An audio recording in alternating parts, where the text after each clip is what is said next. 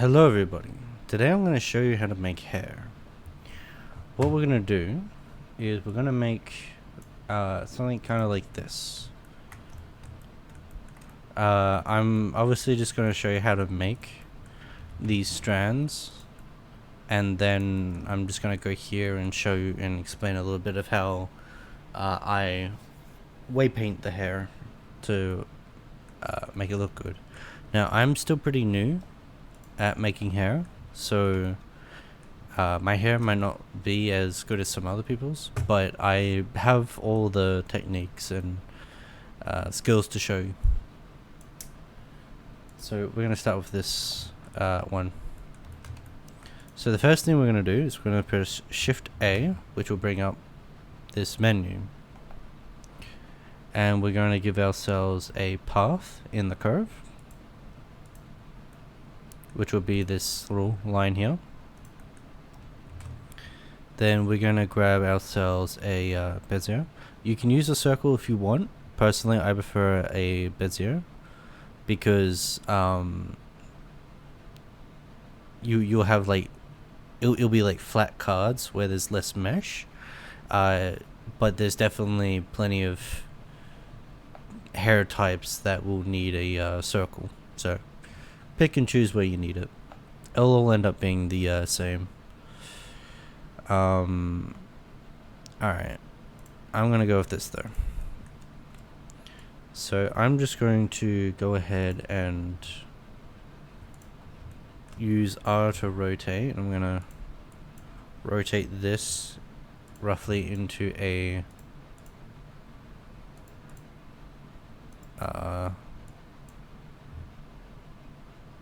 shape that I want. I'm going to just highlight all of these and right click and no, dissolve. No, dissolve. I am so confused. Screw it. F.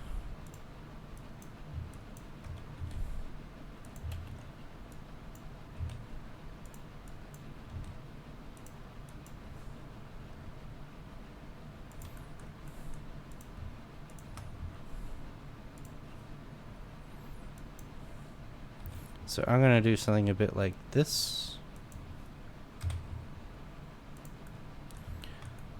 That way we have a nice hair card style. I'm gonna shrink it.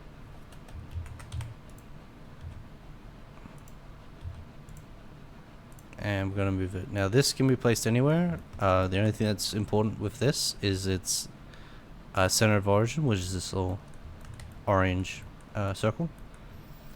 Now, we are going to go to the object data properties right here. We are going to open up geometry, go to object, click on this, and it'll be the bezier.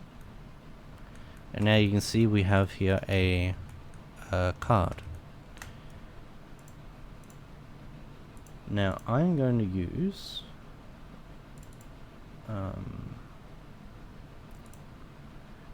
a particular style of hair card, hair texture I mean, that's pretty popular.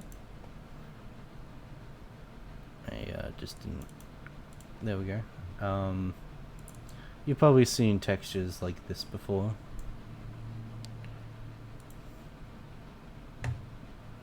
I'm gonna use this one because it'll help keep me organized on which way the hair is flowing. So I'm going to go over to shading, right? And we are going to give this thing a material. I press tab to get into edit mode. You have to hover over the model to change between them. And I'm just going to hit assign on the new material, call it hair, just so you can identify it separately to the rest of your assets. I'm going to drag and drop my hair texture into here from my list of hair here. Just click and drag. And now we have this here. So now what I'm going to do, I'm going to do Shift A and search. I'm going to search COO and get this texture coordinate.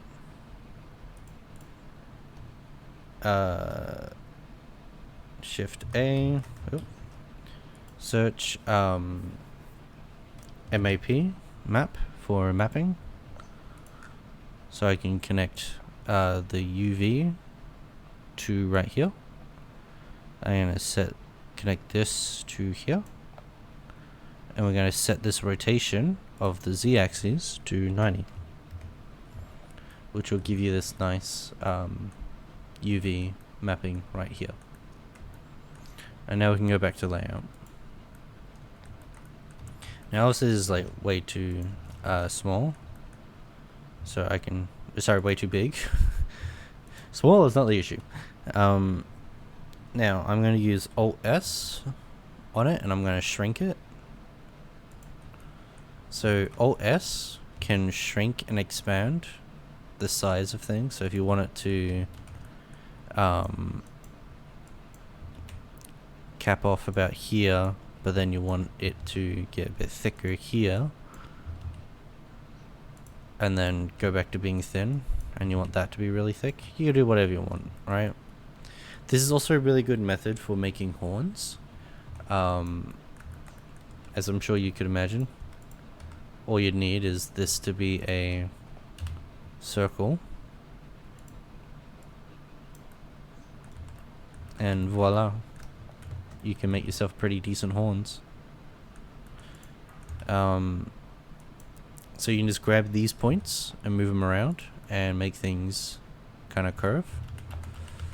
I'm just going to go back and get rid of that. And you can press E to extrude and extrude further down as much as you like. There's lots of implications for this path method. You can make all sorts of things. You can even extrude in the middle if you want a more sharper approach. You can press R to rotate, question mark? Maybe not so much. But yeah, Alt S, shrink and expand. And then we can just I'm gonna put all of this back to like default.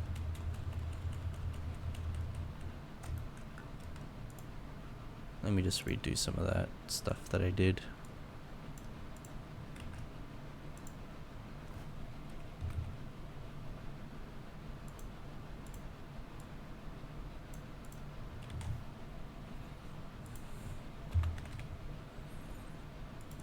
Ah, that's the wrong thing.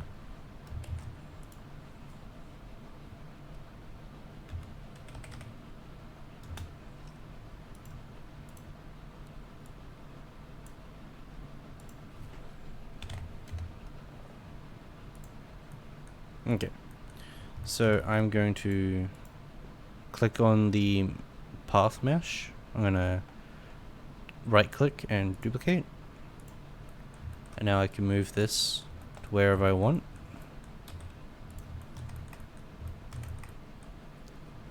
And just kind of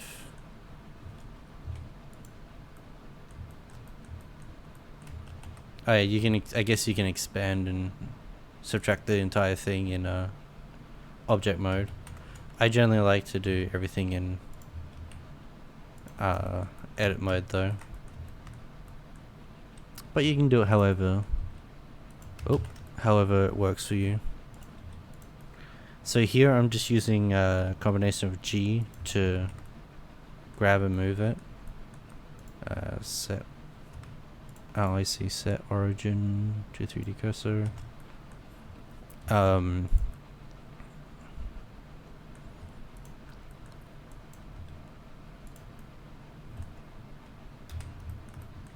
Yeah, so let's just make a couple of strands here. show my little process here. And then I'll skip over to the more completed version, demonstrate a little bit of weight painting.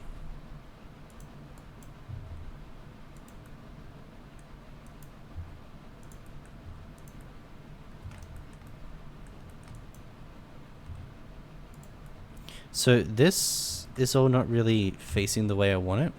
So if I highlight all of it, you could highlight just one of it as well, but we'll do all of it for now, and I'll show you the twisty twos in a second. But if you do Control T and then move your mouse, you can kind of twist it into position of where you want it. And you can even go in between two pieces, right click and subdivide.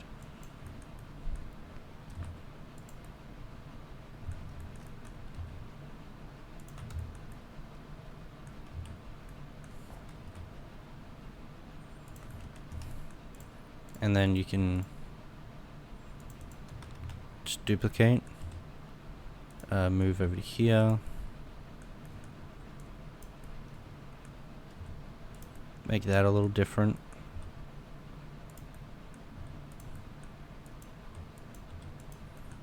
Say I want this to be thicker up here.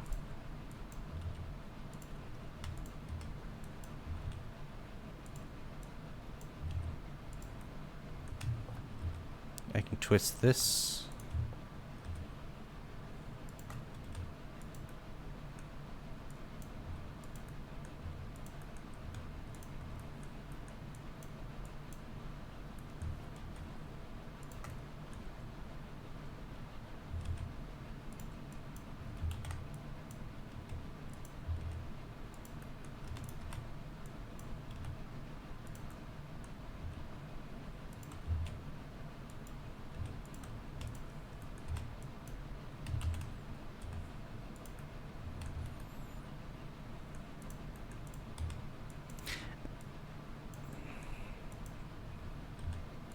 Yeah. And if you wanted to like make everything all spirally, you could Control T, twist there, twist there,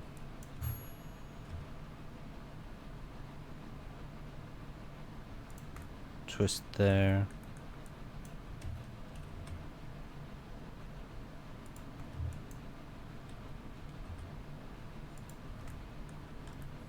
Yeah, and there you go.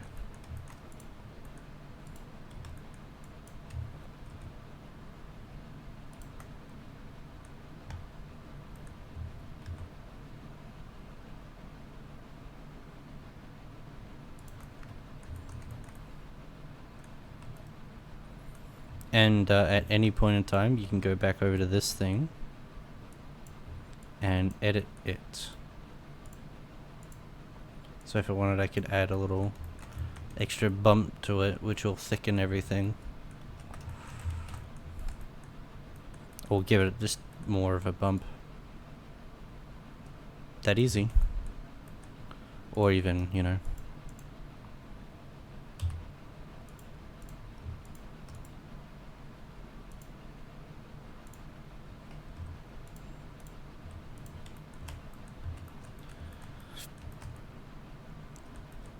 Make it like that if you wanted. Personally, I wouldn't recommend this.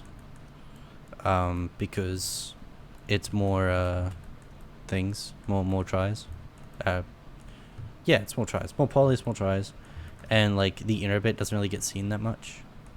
It all depends. If you have your hair like really far away, from your face, body, mesh, whatever, then by all means you could have it thick. I got a few tricks to kind of optimize things a bit. I would honestly recommend that you don't really close this up until last minute, if at all, because you could pretty much do that and no one would ever tell that it's not closed up right there.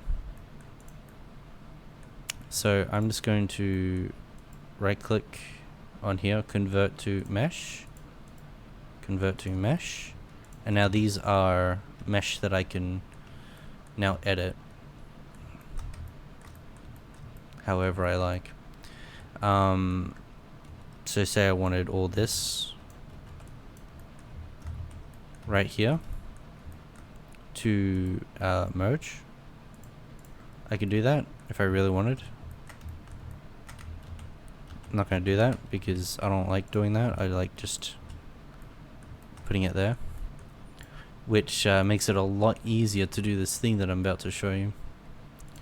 So as you can see, it's got like a lot of like faces here. I'll do it with this one because honestly it'll be so much easier. But if you hold down Alt and click, depending on like what angle you click at on a line, you will do a loop select. So I can now just go ahead and loop select every second vertex here, or not vertex, edge, you know, in the rows.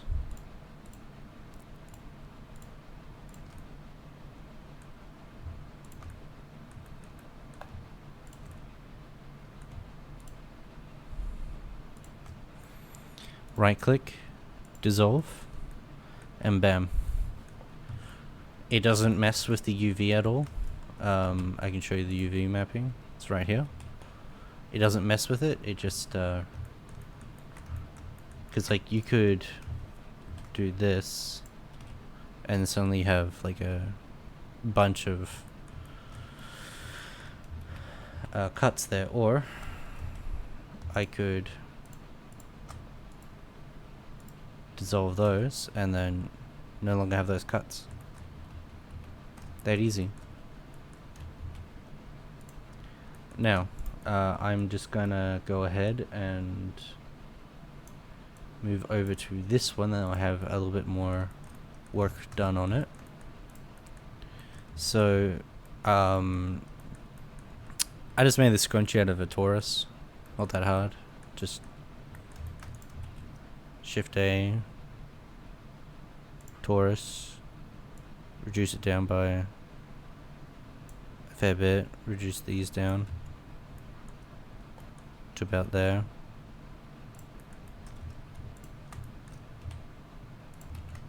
How is this done? Okay. And then just do this, and that's pretty much a scrunchie right there.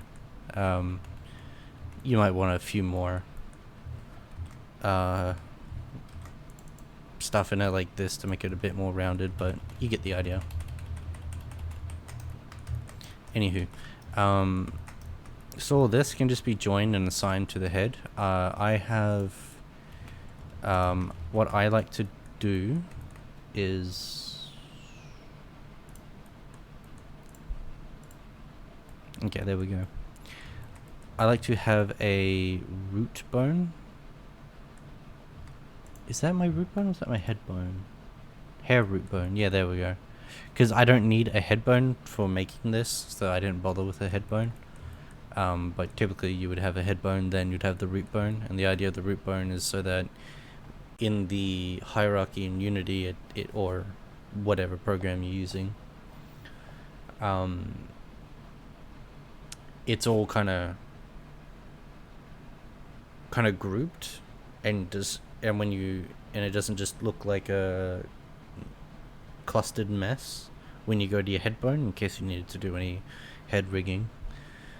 And also it's really helpful if you have multiple different hairstyles, like you have different hairstyles you want to switch in and out of. You can kind of segment your different hairs, so you can turn off and on the fizz bones or dynamic bones or whatever program you're using, for optimization reasons. Also, you might have different settings, so it keeps everything nice and grouped. So the way that I got the bone here originally, if you don't have any bones for whatever reason, that's super easy to do. Just do Shift A, go down to armature right here, and just put in a single bone. There's also an MMD one, but I wouldn't recommend that if you have cats. Just a single bone, and then you can shrink your shrew that down to whatever size you want. You can click here, you can press E to extrude. Oop, I'm going to use Z to snap it onto these axes. So if you, this works for anything by the way, if you want to just snap something to an axis, you can press the X, Y, and Z axes. You can put all the way up, you can name it, and then you can even subdivide bones. So this is bone 1, bone 001, that's where the thing starts. Now, one issue though, when you are subdividing bones, if you subdivide 2 bones, you'll have bone 1, bone 3, bone 2, bone 4, which might seem like it's not a big deal, but I highly recommend you keep everything in order, because when you go down the when you go to waypaint these, it makes it so much easier just to have it all in order.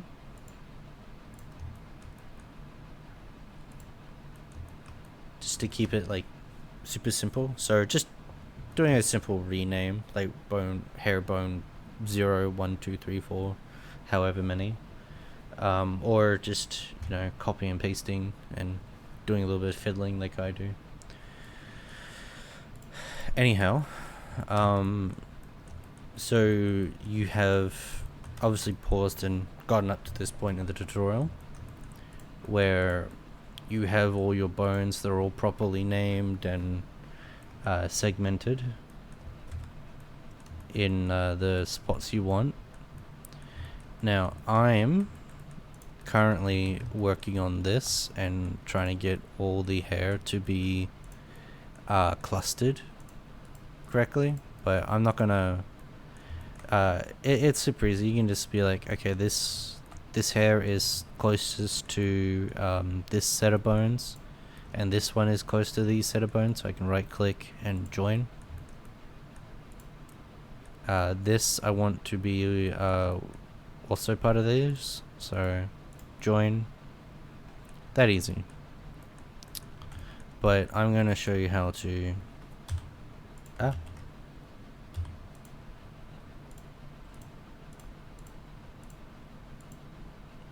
waypaint.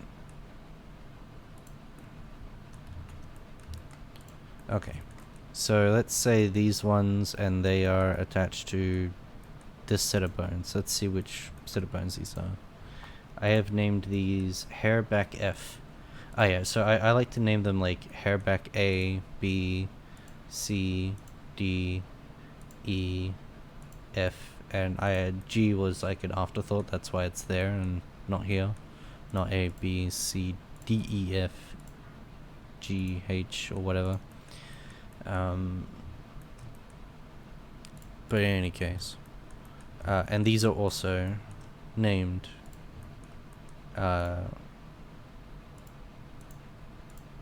in such a way, like I would have done one big long bone, subdivided a couple of times, and fixed up the names. Alright, so you've got to this point, whether it's at the front, it's all the same. If it's at the back, I'm going to make sure that in the modifiers you have your armature. Modifiers is just this blue wrench right here.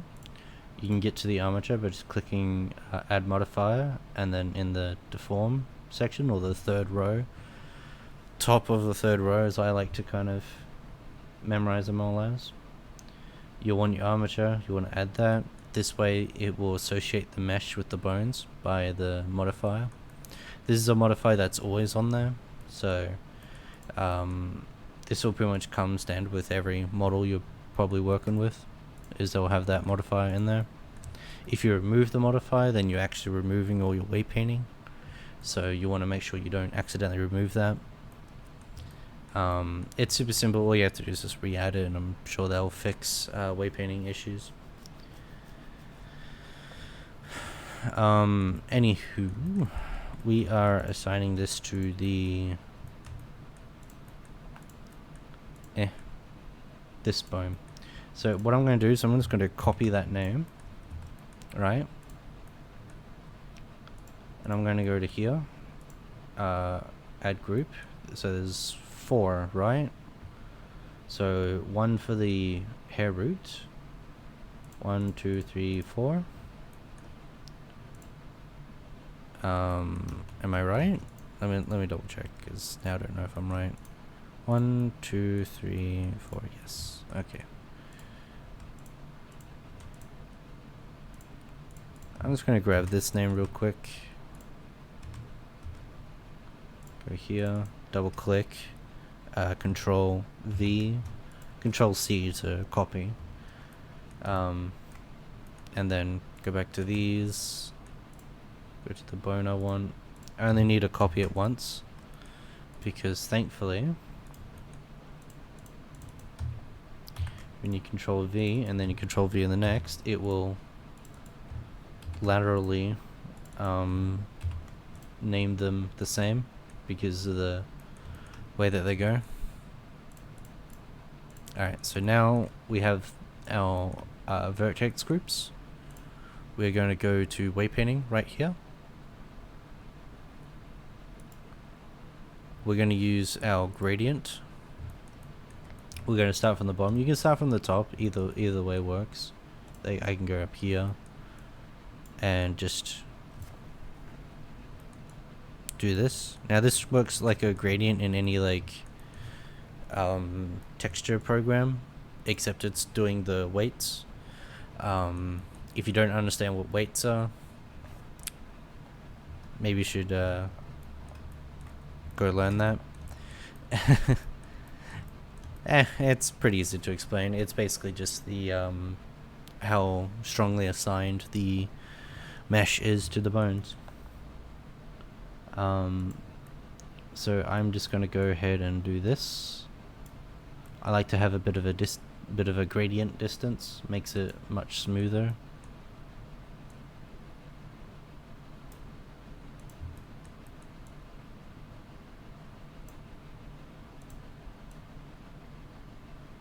And now I'm going to go put this down to 1, and I'm just going to bring it in from the top.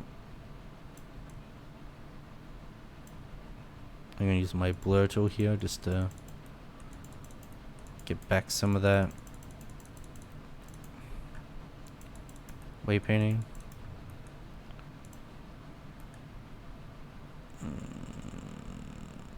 Boop. There we go. And now this should be perfectly weight painted. So if I go to pose mode, this is nice and weight painted. And obviously once I have everything weight painted, like the groups will all flow around pretty nicely. I wouldn't recommend having, I mean, if you really want it to be like 1 strand of bones per strand of hair, that's fine. It's going to be super high and intense, but yeah. Here's some weight painting I guess I prepared earlier. These are just 4, so that's why they all each have their own individual. But you could totally weight paint this section if they are flowing, if the mesh is flowing the same way, which it is. I totally could have made these 2 1 set of bones, but I didn't want to. I wanted to make it nice and individually flowing. But yeah, that should pretty much do it. Now it's just a matter of practice and skill of making it look good. It took me a couple of days of messing around and tinkering just to get it to look as good as it does, and I feel like it could look better, mainly around here. There's a few other little tricks here and there you can do. Like if you wanted this to be a little bit extra puffier, you can do Alt S once you've converted it to mesh. You can do Alt S and kind of puff it up a bit. Basically, it's just a proportional shrinking.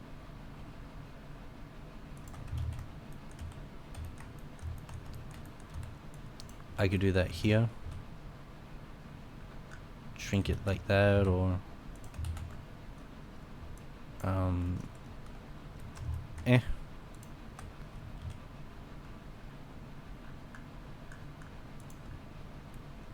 shrink it like this. Even move it with proportion editing. Yeah. Alright, I think that'll do it. Went from